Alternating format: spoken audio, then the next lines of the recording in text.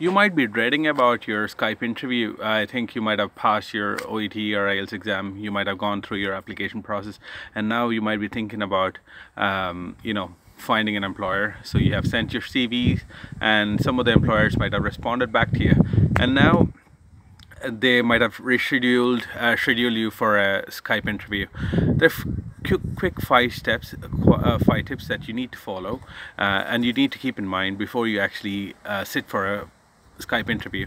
So in my last 6 years of experience, last 3 years I was actively recruiting nurses from India, Philippines. I was recruiting people from Nepal, all over the world. Basically I was looking for nurses while I was working as a director of nursing.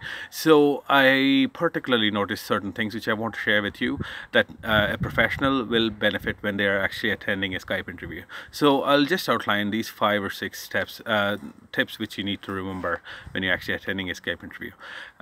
So first thing is you need to understand Skype. When somebody's Skyping you from abroad, basically there will be issues when it comes to the reception. Reception is one of the biggest issue, and as well as your noise as well. So you have to make sure you're in a very quiet place, as well as plenty of lighting. You need to face the light source, so as well as there should be clear microphone should be clear as well, and the reception should be really good as well, because one thing annoys the recruiters or the managers when they're doing an interview is basically poor reception, as well as a lot of background noise as well. So you need to be very mindful regarding it, and please keep it to a minimum, the noise, as well as be clear when you're talking as well. So that's your first tip that you have to understand. Next thing is which is not a mandatory thing, but I would say it makes a hell lot of difference.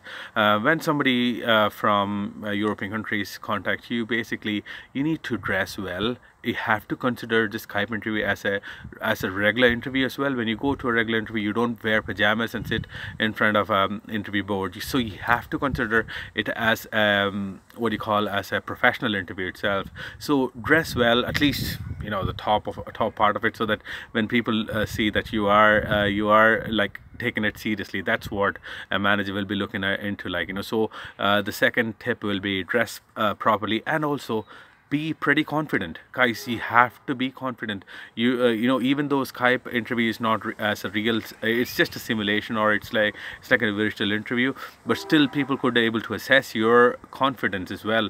Like, you need to look straight in the camera or into their onto the screen and kind of respond, not looking around, and just need to be confident in your voice as well as your looks as well. So please be confident, dress well, sit upright, and talk to them very confidently in a very nice tone and pitch as well.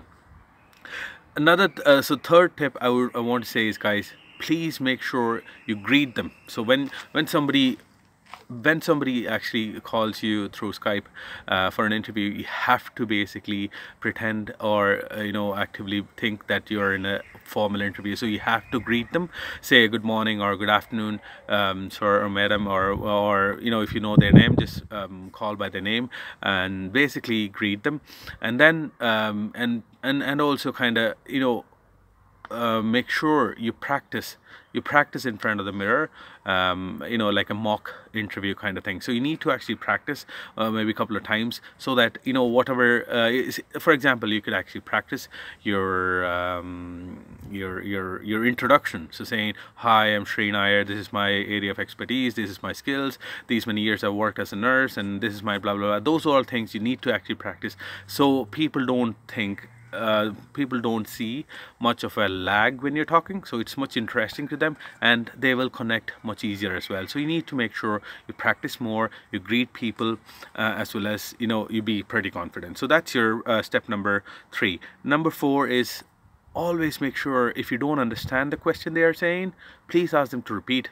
They totally understand, because they're calling from maybe like, you might be in India or Philippines or maybe South Africa or wherever you are. It might be far away, and things what do you call, there is there will be always a lag in the internet connection. So and they are willing to repeat. So make sure, if you don't, don't answer the question without you understanding properly.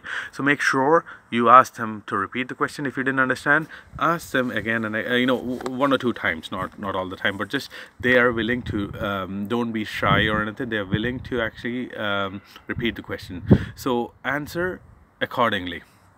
Next one I want to say is, if you don't know the answer, if the so the fifth tip is basically, if you don't know the answer, please don't blab around. No managers or no recruiters want to hear you blabbing around, or you fishing for answers and beating around the bush or anything. No, please don't do that.